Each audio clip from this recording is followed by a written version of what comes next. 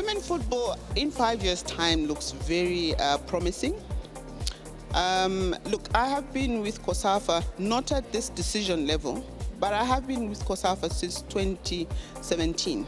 And at that time, I was just an ordinary committee person, committee member. And I think with the plans that we have, it is very, we have seen that development. We have seen it growing. So the first 5 years, I think we have seen the development in most of the countries that have consistently been able to bring their teams to the tournaments. You have to remember that most of these tournaments that we are doing under COSAFA is developmental programs, and we are trying very hard to ensure that almost every nation is able to participate. So in the 5 years, the first 5 years, you'll be able to appreciate that we were able to produce 2 teams that actually went to the World Cup. These are teams that started in 2017. They started with the young girls, all those refillays, the Barbara Bandas, all those were very, very young at that time. But look at them today. They're now world-class footballers. So for the next 5 years, we hope and we believe we will produce more players in terms of them being professionals, and also improving on our tournaments and on our developmental programs for the women football in the southern region. So I think in the next 5 years, it looks very bright, and we would encourage as many of these FAs to embrace women football. Women football is on the rise. Women football is a rising giant, and I want to believe that with what women have done, whether it's globally, I think it's something that we feel it's gonna be in 5 years. It's just gonna blow up and blow everybody's mind, and we hope to do that as well in COSAFA. Very important to have had VAR come to COSAFA at this exciting time in football, in women football. It has been very exciting. Look, we want to ensure that in COSAFA, we always want to be almost at every step with what the world is doing, with what is happening globally. We want to be there, because if we don't have VAR, we then will expect and will see that the referees from our region will not be considered at some of these international games, because VAR is very important. When you look at Europe, they introduced VAR a long time ago. And if you look at the number of people that went to officiate at the Women's World Cup, there were so many, I think probably 60, 70. Out of that, it was a drop of a number of African, especially from the southern region, that were able to go and participate. So ours is to ensure that as time goes and as time is moving with all this technology, that even COSAFA gets to have that opportunity to learn and gets to have that opportunity to be part of what is happening globally. And so for VAR to come to Southern Africa, and for this particular tournament, especially that is the women's tournament, for me, we feel we are the trendsetters. I think we should be probably the only ones on the continent that has actually introduced VAR. And if you look at even the number of developmental programs that we've had under COSAFA, it has made it very easy and important that at every tournament that we have in Africa, we have more of people that are coming from the southern region participating at the AFCON. When you talk about VAR, we were there. We had our ladies go. When you talk about referees, I think we had the most referees that were at the AFCON, the last AFCON that we had. So for us, VAR is very, very important, and we are happy that it has come. And yeah, so we went live for the semi-finals, and this is very, very good for our region. So we will encourage that even FAs individually, they should be able to have this in their countries. And so we are encouraging as many FAs to come on board, so that we can train as many people to be able to do VAR. Well, there's a lot that partners are playing in the role of women landscape. For instance, if we talk about Hollywoodbets, I mean, Hollywoodbets has been amazing. They've been out there, they've believed in women, so they have taken the role of ensuring that they market as much as they can on women football.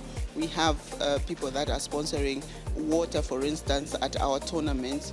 We have governments, like in South Africa, the various governments where we've held our tournaments, talk about Gauteng, talk about KwaZulu, Natal. Those have come on board ensuring that COSAFA has their tournaments within South Africa. But needless to say that we would like to encourage even the other FAs and the other governments within our region to be able to emulate what South Africa is doing. I think we've had so many of these tournaments that are happening in South Africa and not happening in the other FAs. So we would like to also, as COSAFA, encourage, because COSAFA is not about South Africa. COSAFA is about 14 countries that are in the region.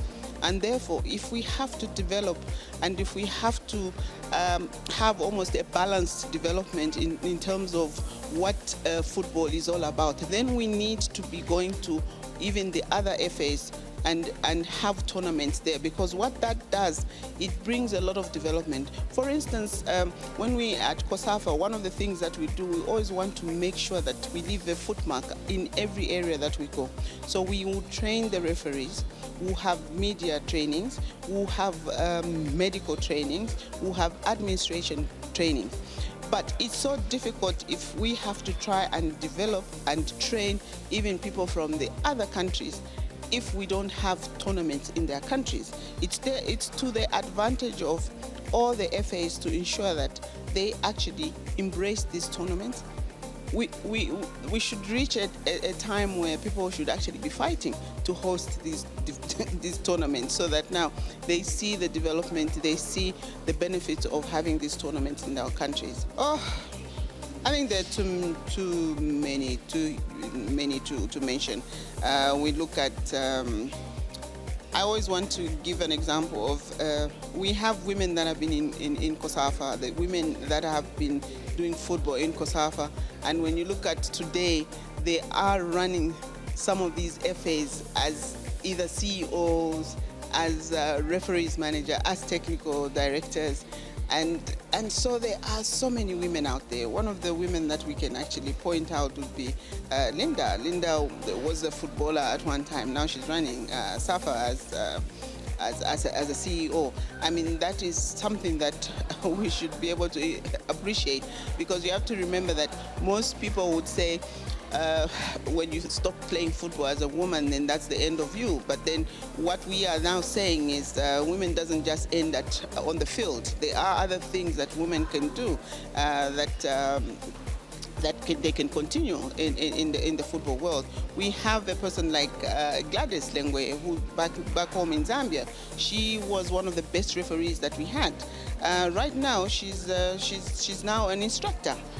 Which means, so we've got the Sibellos. There are so many of them that I've just mentioned a few, but as women, I think we are doing very well. We are in all the spaces. We are ensuring that we are empowering the women. We have, right now, we run courses every year with the Women Leadership Program, where we just try to bring confidence to the women. It doesn't matter at what level they are at. They should be able to be good leaders. They should be able to have the right tools to be able to lead. And these programs have been doing very well. And basically what we have done is to ensure that when these leaders are trained, we look at their projects, we give them assignments, and we give them projects, and the best projects, the best three present those projects, and then eventually we invite them to come to COSAFA to learn and have hands-on of what is happening in COSAFA. One of the girls that we have is Alicia from Mauritius. She's here and she has gone through and looked at what media does, what match commissions do, and how medical is run. And I think she'll have a good story to tell in terms of having gone through that leadership program. Thanks to Fran and thanks to COSAFA, we're the two mentors that are actually looking at those programs. And we've been running it for three years now. So we've trained over 60 women in the various FAs, and now the others in the other regions are asking, how do we join? How do we get to be part of you?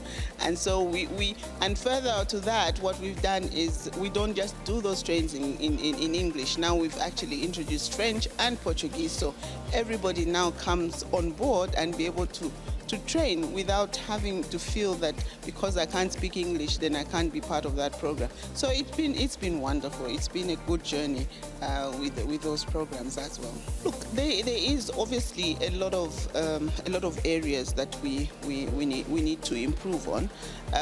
Some of the areas would be that there are certain tournaments that we are looking at, and seeing that one of the tournaments that we are trying to look at and see how best those tournaments can be done is the championship tournaments. You have to remember the championship tournaments are being done by clubs. So here are clubs that are spending quite a lot of money coming to these tournaments, and these are qualifiers for the championship tournament. We just believe that we could do more to look for sponsors that can actually, then we can have some prize money that we can be able to give to these various teams in order to encourage them to be coming and having to successfully hold this tournament. This year, in a long time, we had 8 teams that came, and we are very, very grateful. So ours is now to be able to look for sponsors, big sponsors that make a difference in COSAFA. What we would like is to encourage more teams to be coming out for these tournaments, and the best way that we can do is to improve on the pricing that we give. We have received a few complaints in certain quarters where they would say probably we're not giving enough prices. We need to increase on the price money and all that, but you have 2 arguments to that, in the sense that you're saying, look, we're giving you the development, and we're giving you the platform, and we're giving you a platform where people can see you, which you wouldn't do on your own. But I guess people always want to see something tangible for them to be able to appreciate. So in the long run at COSAFA, we hope and believe that things will improve and we will get there. But in the meantime, with what we have, we feel it's enough to be able to help the teams and to help the nations develop the football in their respective FAs. It's a journey, so it's also best, maybe if you start early, so that you can develop all the factors of performance and also get an opportunity to play. And then from there, we can just take it from there. If you are committed and if you are consistent, then your national teams will pick you up. But also for the coaches, it's important that we get coaches that can do their licenses and then maybe tap into the space of coaching, and then also get the highest qualification so that we can also bring them into the technical study group, because we need a lot of technical minds, because the technical study group is not one man's view. The technical study group is about the view of everyone else, and the aim is for us to improve the region, the football in this region. Over the last 5 years, the problem was that we didn't have much impact because of the fact that we were suffering from late player development. A woman child or girl child doesn't get the right development as a boy child. But now those things have changed because of the fact that now we have academies for girls in each and every country. Also with the TDS that is coming through from FIFA, putting in money into MAs to ensure that they can have their tailor-made strategy to develop their own players from the age of from grassroots to juniors to youth. So that means that with the CAF competition that comes with the schools, it means that there is synergy to ensure that there is the right continuity, from grassroots to schools, and then up until we get to under 17, up until we get to senior level. So we encourage that MAs should ensure that even girls get the opportunity to play so that they can grow and then come to COSAFA, and then they can get this international exposure, so that when we get to CAF, we are ready to to perform and also maybe come back with the crowns, you know. Yes, of course, it was my aim because I'm striker, so I must score goals in this tournament. So I'm happy that I score over than 5 goals. Yes, of course, I take some experience because I play. Like, remember, I'm a professional player. I take that experience to bring here in COSAFA to help my team, but maybe to achieve this aim. Our aim is to get maybe championship. Maybe this year to get this COSAFA. Of course, I'm missing my sister on the pitch because yesterday I miss her so much because she can help me to score many goals, like maybe. But the team is okay. We work. She give us motivation, but work hard maybe to bring this home. Like maybe we're working hard. We're trying our best to achieve this aim. Yeah, I will take so many lessons because this year the COSAFA is so great. Maybe we bring so many things. Like maybe VR, it was maybe last year we don't have VR, but this year we bring VR. So we're getting so much experience with that. Maybe, yeah, I'm very happy with this year COSAFA. Yes, I can give them like maybe to work hard. Every time maybe put God first because only God can help you to go to Europe to play any competition. Without God, you are nothing, but trust God. God can do anything to you. Maybe I see myself to play world best Super League. I can tell myself like maybe in the beach, I must work hard. Like maybe to put my whole effort to work hard in the outfield. Yeah, I'm kind of person, maybe I like to chat with people, like maybe to laugh, like maybe to play jokes with people, like that. Yeah, the advice I would like to give to the upcoming stars is that they should always remain disciplined. They may be talented, but without discipline, they are nothing. So the best advice that I would give them is to stay disciplined and stay away from drugs. Coming into this tournament, like any other team, the aim was to be the champions of the COSAFA.